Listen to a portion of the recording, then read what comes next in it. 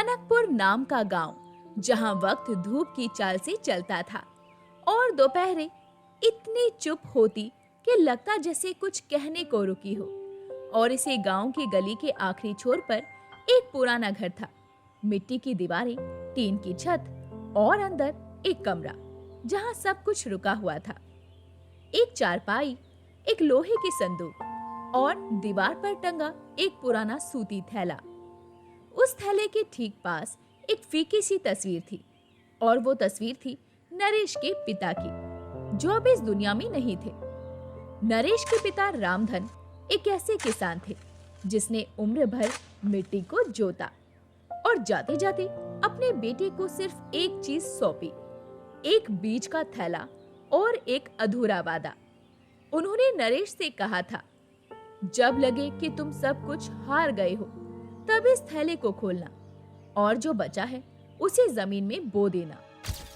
अब सालों बाद उसी थैले के सामने चारपाई पर बैठा नरेश उसी तरह चुप था, जैसे हर साल बारिश के साथ उसका मन भी भीग जाता हो। और तभी पीछे से उसकी दादी आवाज लगाती है, नरेश बेटा कुछ खा ले, सुबह से बिना कुछ खाए फिर वही उसी थैले के सामने बैठा हुआ है। खाऊंगा दादी, बस थोड़ी देर बैठने दे। कमरे के फर्श पर हल्की धूप आकर ठहर गई थी।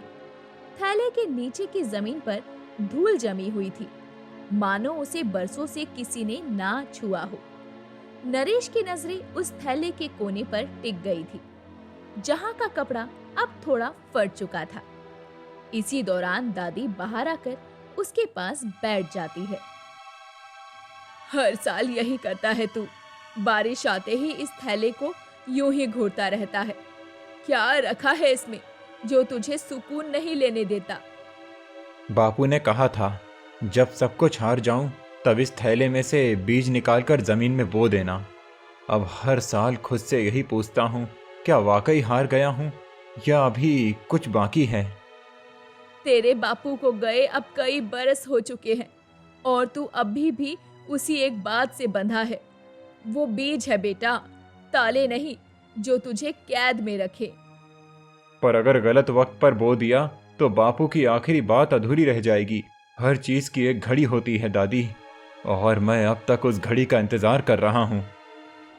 क्या तुझे अपने बापू की वो आखिरी रात याद है?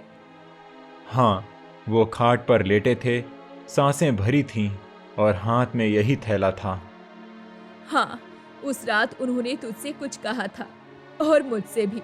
वो बोले थे, ये लड़का सीधा है पर दुनिया की चाल नहीं जानता, मगर मेरी बात को वचन बना लेगा तो खुद को बो देगा।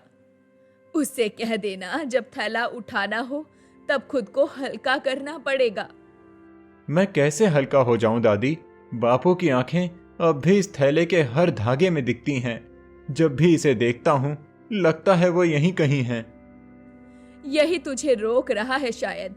तेरे बापू ने तुझ पर भरोसा किया था बेटा, डर नहीं सौंपा था, लेकिन अब तू खुद को बोने से घबरा रहा है। बाहर बारिश की बूंदें छप्पर पर टपकने लगी। कमरे की हवा अब थोड़ी ठंडी हो चली थी। तभी बाहर से नरेश के दोस्त हरिया की आवाज आई, ए नरेश, खेत नहीं जाएगा, पानी गिरा है, इस बार तो बीज बो दे। हरिया की आवाज सुनकर नरेश दरवाजे तक आता है। क्या बोऊं वहां? बीजों से ज्यादा तो दिल में शक है। फिर वही बात, तेरा बापू तुझे सिर्फ बीज नहीं अकल भी देकर गया था और तूने उसे भी उलझन बना लिया है। चल छोड़, कम से कम खेत तो देखा। तू समझता है सब आसान है, मेरे लिए तो ये थैला बापू की लाश से कम नहीं है। उसके हर धागे में बापू की कई बातें बंधी हैं। डर लगता है कहीं बीज बो दिए और कुछ ना होगा तो फिर खुद को क्या मुंह दिखाऊंगा। तो कब तक उस थैले को यूं ही टांगे रहेगा? बीज बोने से उगते हैं नरेश, दीवारों पर टांगने से नहीं। हरिया चला गया। नरेश अभी भी चारपाई पर चुपचाप बैठा रहा। थैले को देखने की आदत अब किसी बोझ जैसी लगने लगी थी। कुछ देर बाद नरेश उठा। वो आंगन पार करके खेत के उस कोने तक गया जहां बापू अक्सर बैठा रहा करते थे। मिट्टी अभी भी वैसी ही थी, थोड़ी सी नम, थोड़ी दरकी हुई। नरेश ने नीचे झुककर थोड़ी सी मिट्टी उठाई, उसे सूंघा और कुछ पल तक अपनी मुट्ठी में थामे रखा। फिर मिट्टी को देखते हुए खुद से बुदबुदाया, बापू, क्या बो दूं या अभी कुछ बाकी है हारने को? वो एक पेड़ की जड़ के पास बैठ गया, मिट्टी के ढेलों से खेलते हुए। वो बस चुपचाप सोचता रहा। पिछली बार जब आया था यही सोच रहा था, अगली बार जरूर बोऊंगा, और आज फिर वही सोच लेकर आया हूँ। पता नहीं कब तक ऐसा चलता रहेगा। क्या सच में मैं कुछ कर पाऊंगा या नहीं? बारिश अब तेज हो चुकी थी। नरेश उठा, कपड़े पूरी तरह भीग चुके थे। वो तेजी से घर की ओर लौटा। जैसे ही कमरे में घुसा, उसकी नजर दीवार की तरफ गई। बीच का थैला वहीं टंगा था, लेकिन अब उसमें कुछ अलग सा महसूस हो रहा था। शायद उसकी गांठ थोड़ी ढीली थी, या शायद नरेश की सोच। नरेश उस थैले के पास जाकर धीरे से कहता है, बहुत लटक चुका तू दीवार पर, अब तुझे जमीन छूनी चाहिए। बोऊंगा नहीं आज, पर कम से कम तुझे उतार तो लूं। वो थैला दीवार से उतारता है और बहुत सावधानी से चारपाई पर रखता है। थैले से मिट्टी की सौंधी सी खुशबू निकलती है और कुछ बीजों की हल्की सी खनकती आवाज भी। अगली बार जब तुझे देखूंगा तो बोने के लिए ही देखूंगा, अब ये इंतजार नहीं खींचूंगा। कमरे का दिया अब बुझ चुका था। नरेश चारपाई पर बैठा रहा। सालों बाद पहली बार उसने थैला दीवार से उतारकर अपने पास रखा था। सुबह का समय था। सूरज अभी पूरी तरह निकला नहीं था, लेकिन आसमान थोड़ा साफ था। नरेश चारपाई पर बैठा था। कांच की खिड़की से आती हल्की सी धूप ठीक उस थैले पर पड़ रही थी, जो उसके सामने रखा था। नरेश बिना पलक झपकाए उसी थैले को देख रहा था। तभी चूल्हे के पास बैठी दादी बोली, बेटा, आज खेत जा रहा है क्या? हाँ दादी, आज थोड़ा देख आऊंगा। वो जगह देखनी है जहां शायद बोऊंगा। तेरे बापू को भी पहली बार डर लगा था बेटा, जब उसने अकेले बोना शुरू किया था। पर फिर उसने डर के ऊपर मिट्टी डाली थी और उस पर भरोसा उगाया। मैं आज सिर्फ देखूंगा दादी, बीज अभी साथ नहीं ले जा रहा, पर खेत को दिखाना है कि मैं आ गया हूं। नरेश ने थैला फिर उसी दीवार के पास टांग दिया, लेकिन इस बार थोड़ा नीचे, चारपाई की बराबरी में। वो दरवाजा खोलता है और खेत की ओर निकल पड़ता है। गली के मोड़ पर 2-3 बच्चे मिट्टी में खेल रहे हैं। वो सामने पगडंडी से होते हुए खेत तक पहुंचता है। खेत के एक कोने में एक पुरानी लकड़ी की बेंच रखी थी, जहां उसके बापू अक्सर बैठा करते थे। नरेश भी जाकर उसी बेंच पर बैठ जाता है। याद है बापू, तू हर सुबह सूरज से पहले और हर शाम सूरज के बाद यहीं बैठता था। तू कहता था जमीन को देखने भर से पता चल जाता है कि वो आज बोलेगी या नहीं। मुझे आज भी वो समझ नहीं आता, पर मैं कोशिश कर रहा हूं। फिर वो उठकर खेत के बीचों बीच जाकर बैठ जाता है, मिट्टी को छूता है और उंगलियों से हल्का सा कुरेद देता है। ये मिट्टी अब भी वैसी ही लगती है, थोड़ी कड़वी, थोड़ी ठंडी, लेकिन अब इसकी दरारें मुझे अपनी जैसी लगती हैं। तभी पास के खेत में काम कर रहा हरिया झिझकते हुए उसके पास आता है। अरे ओ, फिर अकेले बैठा है? मैं सोच रहा था आज तो साथ मिलेगा। साथ देने के लिए क्या चाहिए होता है हरिया? कभी दिल तो कभी हाथ। तेरे पास दोनों हैं, लेकिन तू उन्हें कभी इस्तेमाल नहीं करता। लोग कहते हैं कि तू उस थैले के चक्कर में पागल हो गया है। शायद पागल ही हो गया हूं, पर जब कोई बात अधूरी रह जाती है ना, तो जिंदगी हंसने की नहीं, चुप रहने की कोशिश करती है, और मैं अब चुप रहना सीख रहा हूं। पर तू खुद से कब तक बात करेगा? कितनी बार कह चुका हूँ, ये खेत भी तेरा इंतजार कर रहा है। जब से बापू गए हैं तब से तू बस थैले में लिपटा रह गया है। मैं इस खेत को खाली छोड़ना नहीं चाहता था, पर मैं अभी उसके लायक नहीं हूँ। क्या तू सोचता है कि हर खेत सिर्फ पानी और बीज से उगता है? नहीं, पर जो खेत बरसों से तेरा नाम पुकार रहा है उसे सुनना तो शुरू कर। जिस दिन दिल कहे उस दिन बो देना, लेकिन आज कम से कम इस मिट्टी पर हाथ रखकर हिम्मत तो कर। इतना कहकर हरिया चला जाता है। नरेश धीरे से नीचे झुकता है, अपने हाथों से मिट्टी को सहलाता है। वो कुछ नहीं बोलता, बस उंगलियों से जमीन को महसूस करता है।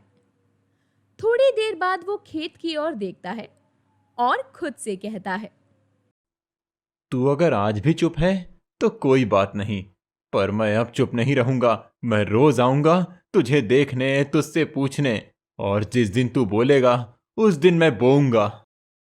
धूप अभी थोड़ी तेज हो चुकी थी। रात की बारिश के कारण हवा में मिट्टी की सौंधी महक घुली हुई थी। नरेश खेत से वापस मुड़ता है और गांव की ओर लौटते हुए उसे कुछ बच्चे मिलते हैं।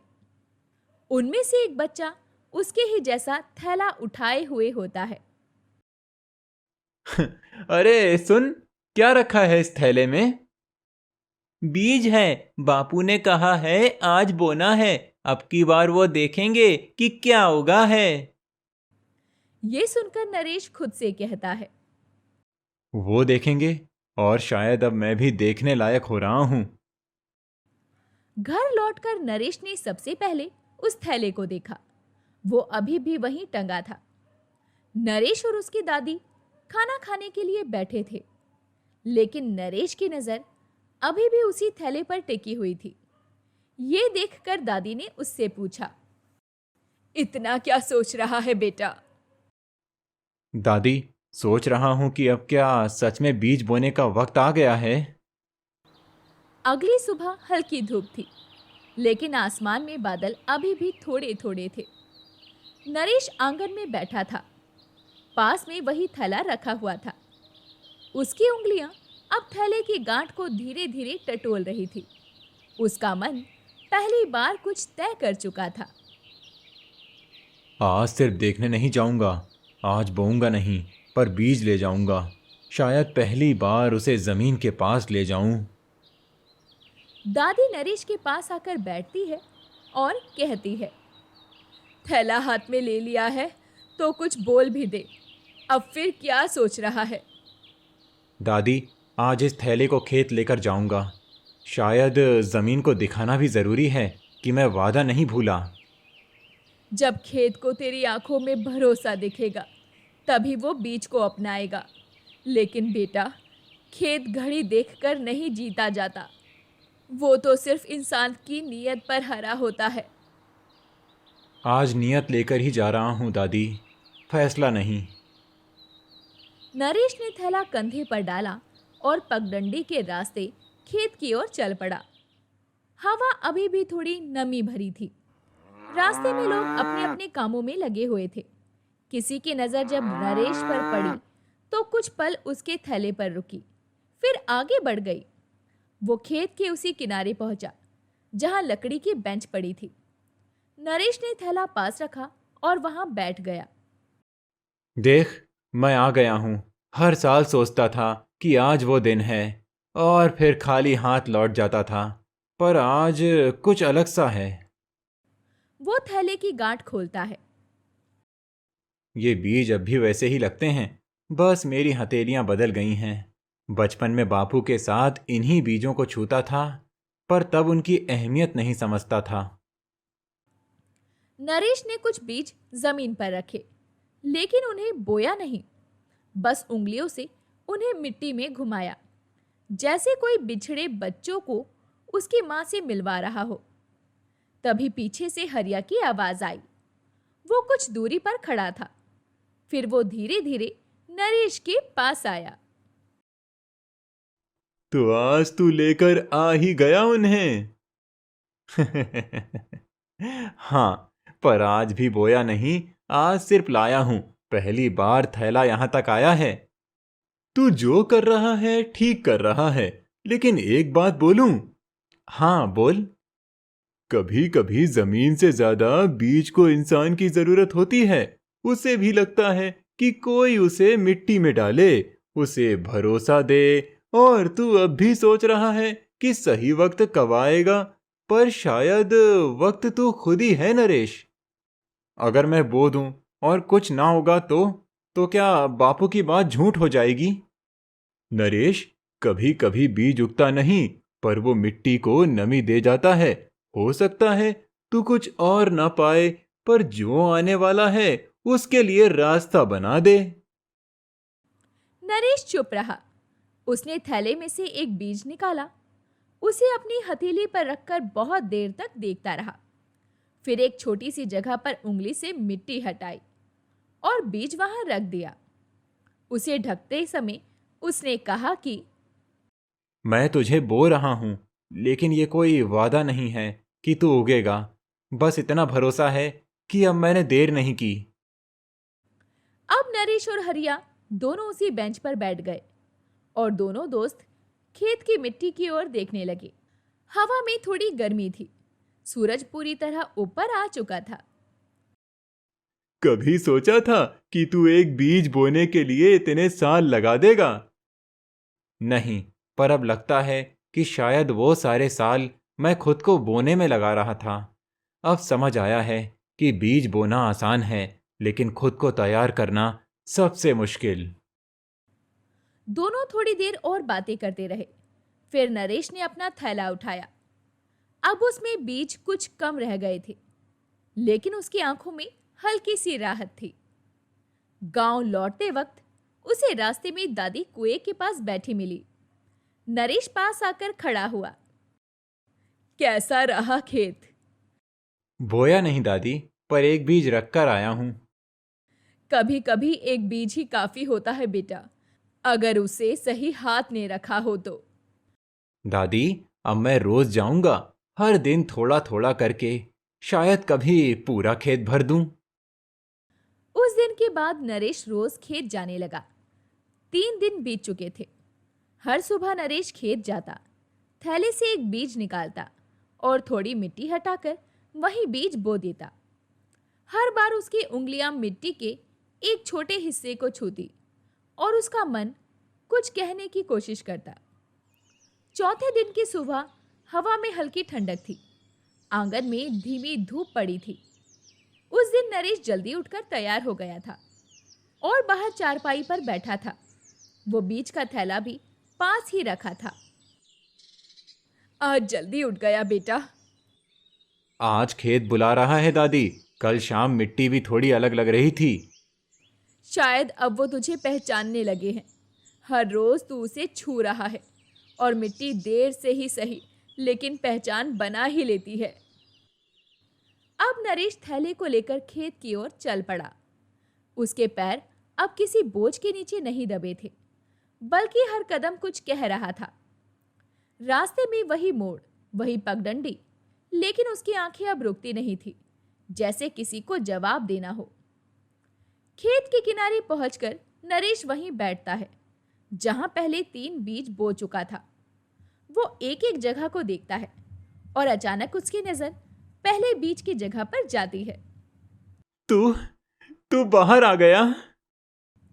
बीज जहां रखा गया था वहां मिट्टी अब थोड़ी फटी हुई थी और उसके बीच से एक बहुत ही पतली हल्की सी हरियाली झांक रही थी। नरेश ने उंगलियों से मिट्टी को थोड़ा साफ किया और उस नन्हे अंकुर को देखने लगा। तेरा बाहर आना मेरा जवाब है ना। मैं जानता था कि तुझमें जान है, पर मैंने तुझमें भरोसा करना अब सीखा है। तभी पीछे से हरिया आता है। वो नरेश को खेत में झुका देख रहा होता है। फिर वो उसके पास आकर पूछता है, क्या देख रहा है? देख रहा हूं कि वक्त सिर्फ घड़ी से नहीं चलता, उसका रास्ता जमीन के नीचे से भी होकर निकलता है। अच्छा, तो ये पहला आया। हाँ, और मैं नहीं जानता ये कितने दिन जिंदा रहेगा, पर ये आया, बस इतना ही बहुत है।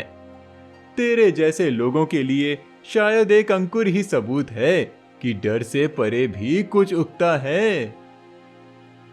इतना कहकर हरिया अपने खेत की ओर निकल पड़ता है। लेकिन उस दिन नरेश देर तक खेत में बैठा रहा। शाम हो चुकी थी। घर जाने से पहले उसने थैले से एक नहीं बल्कि काफी सारे बीज निकाले और पहली बार हल्की मुस्कान के साथ वो सभी बीज एक साथ उस मिट्टी में बो दिए। कुछ देर अपने पूरे खेत को देखकर नरेश घर की ओर लौट गया। घर पहुंचते ही उसकी दादी ने उससे पूछा, बेटा आज ज्यादा खुश लग रहा है। लगता है आज मिट्टी ने तुझे कुछ जवाब दिया है।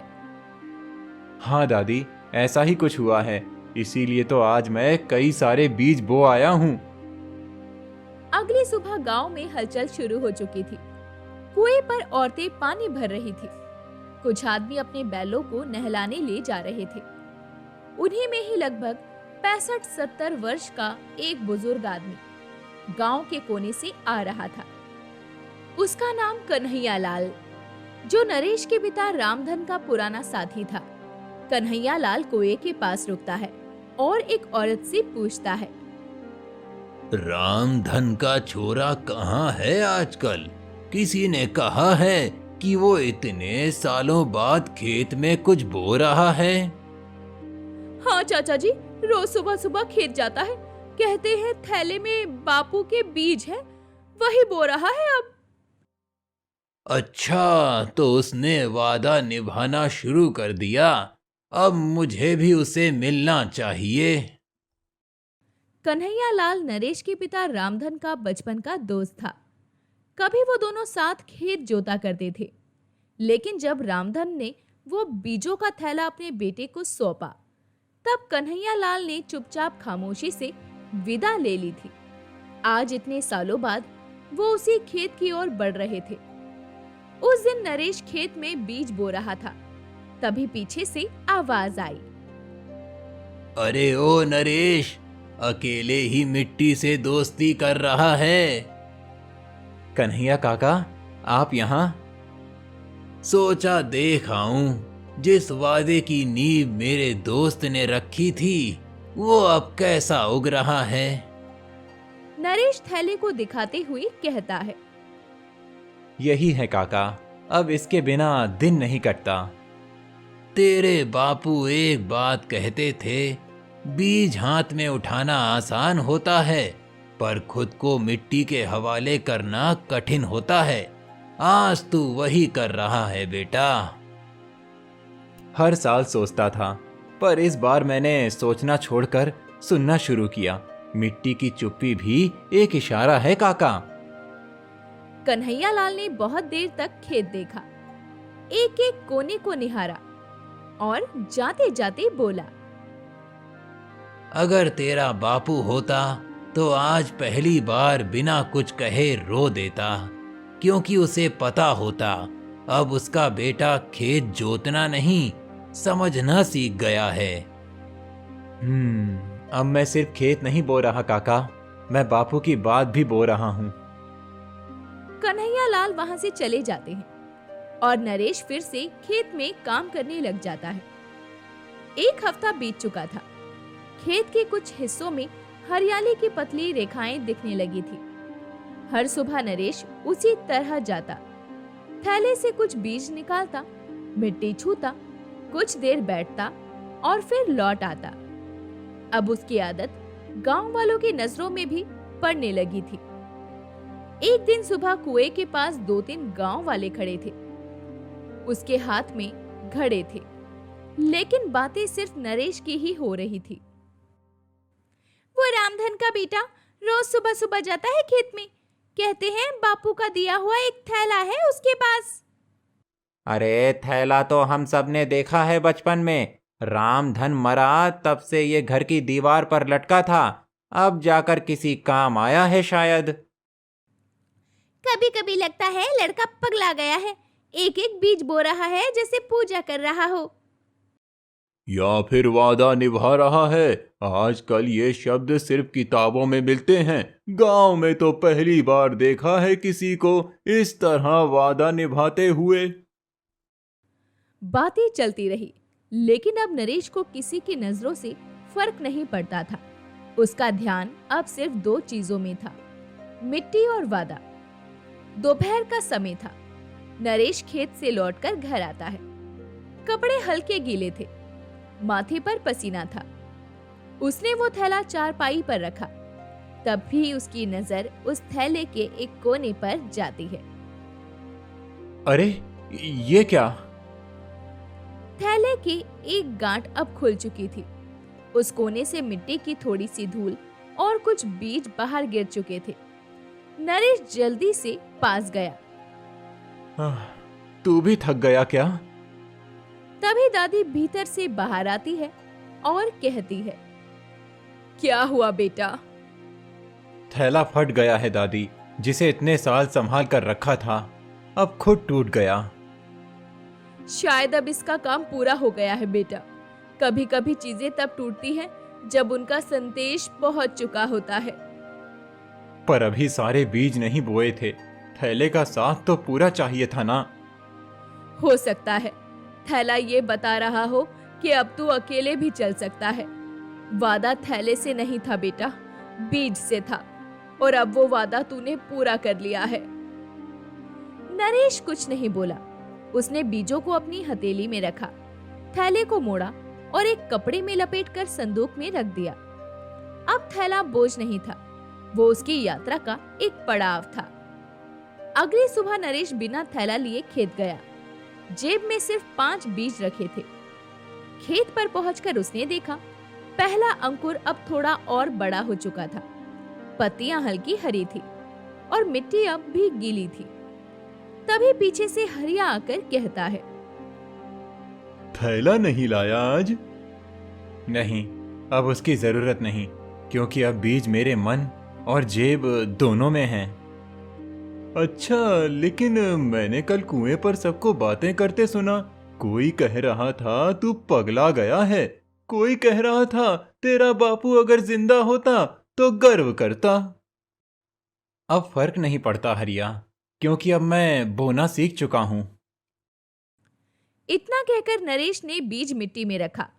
अब उसका हाथ कांपता नहीं था, बल्कि हर बीज के साथ उसकी सांसें स्थिर होती जाती। शाम को नरेश चारपाई पर बैठा था। पास में वही थैला, अब कपड़े में लिपटा हुआ था, और दादी भी चुपचाप नरेश के पास बैठी थी।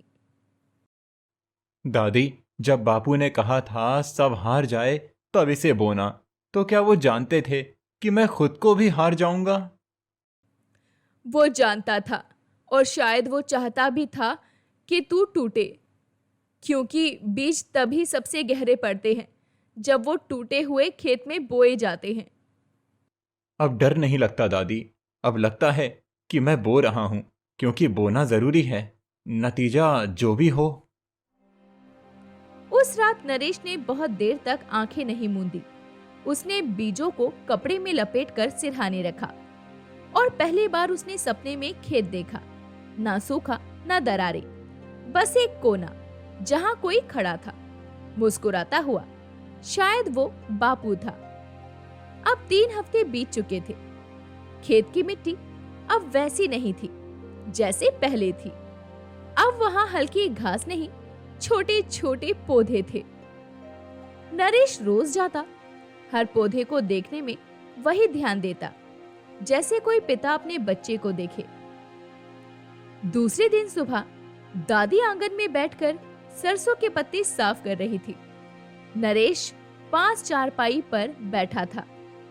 वो बीजों का खाली थैला उसकी गोद में पड़ा हुआ था, और नरेश उसे एक ही नजर से देख रहा था।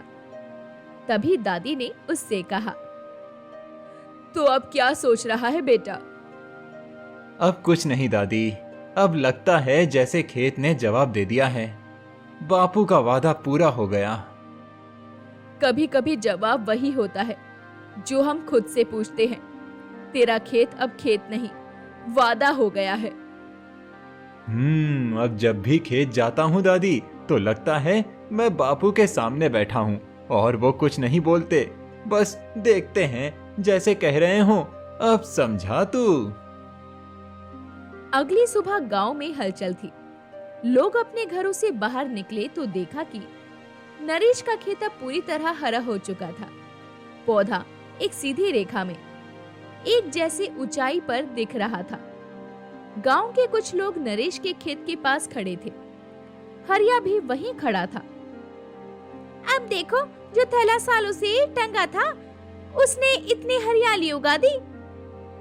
मैं तो हंसता था उस पर कि वो पगला गया है उस थैले के पीछे, लेकिन उसने अब कुछ बड़ा कर दिखाया। उसने बोया कुछ नहीं, बस मिट्टी में भरोसा डाला और वही उगाया। थोड़े दिन बीते। अब नरेश के खेत की फसल काफी बड़ी हो चुकी थी, इसीलिए नरेश ने फसल कटाई शुरू कर दी और काफी अच्छी फसल हुई थी। उस दिन नरेश ने दोपहर को गांव वालों को अपने खेत पर बुलाया था। सभी गांव वाले नरेश के खेत पर आते हैं और नरेश हाथ में फसल की टोकरी लेकर खड़ा था और गांव वालों से कहता है, ये फसल मेरी नहीं है, ये उस वादे की है जो मैंने निभाया नहीं, बस पकड़ कर रखा। नरेश, अब तू ये सब बांटने का सोच रहा है? हाँ, क्योंकि वादा सिर्फ बोने का नहीं था, उगाने का भी था और बांटने का भी। नरेश ने वो हरी टोकरी गांव की सबसे बुजुर्ग महिला को दे दी। फिर गांव के हर घर के लिए एक एक टुकड़ा रखा और उसने कहा, ये शुरुआत है। मैं चाहता हूं कि अब मेरे साथ आप सबके घर में भी चूल्हे जलें और सबके खेत में ये बीज बोए जाएं। अब उस शाम नरेश खेत में अकेला खड़ा था। हवा में ठंडक थी और मिट्टी की महक हवा में फैली हुई थी। अब वो उस जगह जाता है जहां सबसे पहले बीज बोया था। वो नीचे बैठकर बोलता है, बापू, अब थैला नहीं है पर बीज हैं और लोग भी हैं। अब तेरा बेटा खेत नहीं, गांव बो रहा है। उस रात पहली बार नरेश ने बापू को सपने में देखा, लेकिन इस बार वो खाट पर नहीं थे, वो खेत में खड़े थे। उसी की तरह कंधे पर गमछा, हाथ में बीज और आंखों में सुकून। कई महीने बाद खेत कट चुका था। नरेश वहीं खड़ा था, पर अब अकेला नहीं, उसके साथ उसका 10 साल का छोटा बेटा भी था। बाबा, आपने अकेले सब कैसे किया? अकेला कभी नहीं था बेटा, 20 साथ थे और उनके साथ एक वादा। जब तू बड़ा होगा मैं तुझे भी एक थैला दूंगा। उसमें क्या होगा? उसमें भी बीज होंगे, लेकिन बोने की घड़ी तुझे खुद समझनी होगी, क्योंकि बीज सिर्फ बोने से नहीं उगते, जब मन तैयार हो तब उगते हैं। वो थैला जो कभी दीवार पर टंगा था, अब जमीन की गहराई तक पहुंच चुका था। उसमें जो बीज थे वो फसल नहीं, समझ बनकर उगे थे और अब एक नई पीढ़ी उनके आगे झुक रही थी। तो दोस्तों, ऐसी ही अनोखी और रसभरी कहानियां देखने के लिए हमारे चैनल को सब्सक्राइब करें।